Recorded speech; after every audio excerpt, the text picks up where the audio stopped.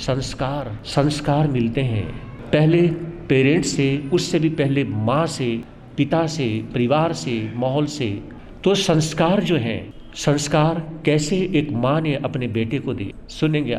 भगवान महावीर ने एक सूत्र दिया है, कस्य ही अप्पाणम जरे ही अप्पाणम। कौन सा सूत्र दिया? कस्य ही अप्पाणम जरे ही अप्पाणम। स्वयं को क्रीस करो, स्वयं को हल्का करो, मतलब खुद को कमजोर करो। लेकिन यहाँ कमजोर से मतलब भूखा मरने से नहीं है। यहाँ कमजोर से मतलब वीकनेस से मतलब यहाँ की जो कमजोरी है वो है कि आप अपने पापों में कमजोर हो जाओ, पापों में मजबूत नहीं होना, अपने आप को हल्का करो। हल्का करने से मतलब आप संस्कारों में जी लो। ये कहते हैं जो खामियां हैं, गौर से सुनना बात को, जो खामियां हैं उनको जीत लो, और जो खासियत है, क्या समझे, जो खामियां हैं उनको जीत लो और जो खासियत है उनमें जीना शुरू कर दो। अगर खामियों को जीतना आ जाए, खासियतों में खामियों को जीतना आ जाए और खासियतों में जीना आ जाए, तो बस कहीं जाने की आवश्यकता ही नहीं। अपनी जो खामियां हैं, ऐसा कोई व्यक्ति है जिसके पास में सारी की सारी कमियां हो, ओनली माइनस पॉइंट, कोई मिलेगा? आपकी फैमिली में, रिलेशन, फ्रेंड सर्कल, आपके स्कूल लाइफ, कॉलेज लाइफ, कहीं देखा? कोई ऐसा व्यक्ति देखा? कोई आपका फ्रेंड, कोई भी पढ़ने वाला, कोई भी XYZ, जिसके पास ओनली सिर्फ माइनस पॉइंट है? कोई नहीं है ना? नहीं है, बिल्कुल भी नहीं, सारे माइनस पॉइंट नहीं है। कोई ऐसा देखा कि जिसके पास सिर्फ प्लस पॉइंट हो? है कोई ऐसा? ऐसा भी नहीं है, ऐसा भी नहीं है। जिसके पास सारे ही प्लस पॉइंट हो? ऐसा भी कोई नहीं। जिसके पास सारे ही माइनस पॉइंट हो? ऐसा भी कोई नहीं। मतलब ये सभी के पास में है। ये हो सकता है किसी के पास परसेंटेज माइनस पॉइंट की, किसी के पास परसेंटेज ज्यादा प्लस पॉइंट की, ये हो सकता है, लेकिन एक तरफा तो कुछ भी नहीं होता है।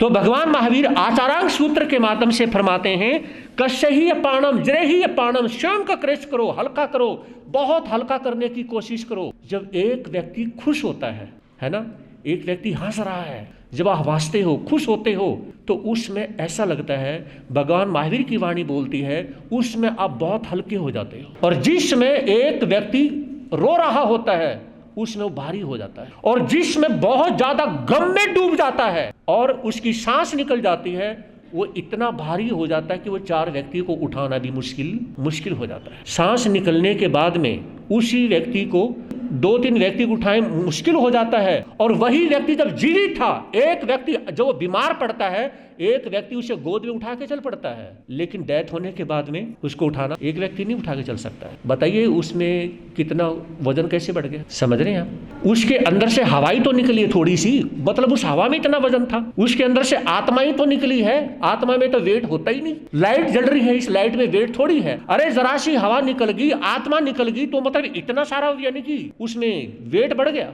तो जब इंसान जीवित है, संस्कारों में जीवित है, सत्कार में जीवित है, स्वीकार करने में जीवित है, किसी के लिए कुछ कर गुजरने में, तो उस व्यक्ति के पास वेट खत्म हो जाता है, वो व्यक्ति हल्का हो जाता है। इसलिए कहा जाता है संस्कारों में वेट बहुत ज्यादा होता है। एक विचारक ने, एक दार्शनिक ने क्या कहा कि इंसान में इतना वजन नहीं होता जिसका उसके संस्कारों में होता है। फिर किसी ने कहा कि अगर कोई पापी हो तो, कहा कि तो भी संस्कारों में होता है, वो पाप के संस्कार हो गए। कोई व्यक्ति अच्छा हो तो, कहा कि उसके अच्छे संस्कारों में वेट होता है। वेट संस्कारों में होता है, वेट कभी भी बॉडी में उतना नहीं हो। शायद आप इसको नहीं समझ पाए हो, चलिए एग्जाम्पल को एक्सेप्ट करें। गुरु का अर्थ जो होता है अंधकार को नष्ट करने वाला, लेकिन दूसरा गुरु का अर्थ होता है भारी भी होता है। गुरु का अर्थ क्या होता है? आप बोलोगे नहीं क्या?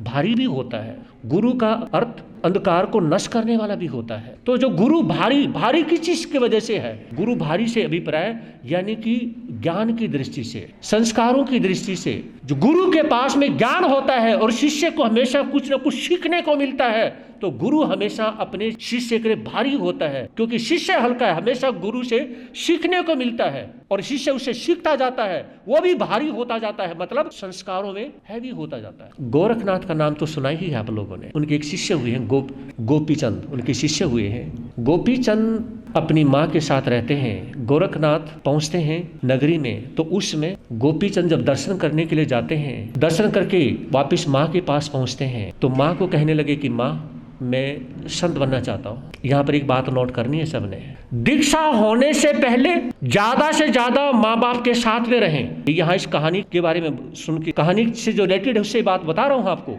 दीक्षा होने से पहले माँ बाप से दूर ना हो और दीक्षा होने के बाद में कम से कम उनके साथ रहे। तो गोपी चंद ने जब दीक्षा ली तो उसमें क्या हुआ, तो माँ ने कहा कि बेटा दीक्षा मत ले, मैं तो लूंगा, एक काम कर, मुझे पता तो अपनी बात मनवा के रहेगा, एक काम कर तू गोरखनाथ गुरु के साथ कुछ समय के लिए वैसे रहना शुरू कर दे।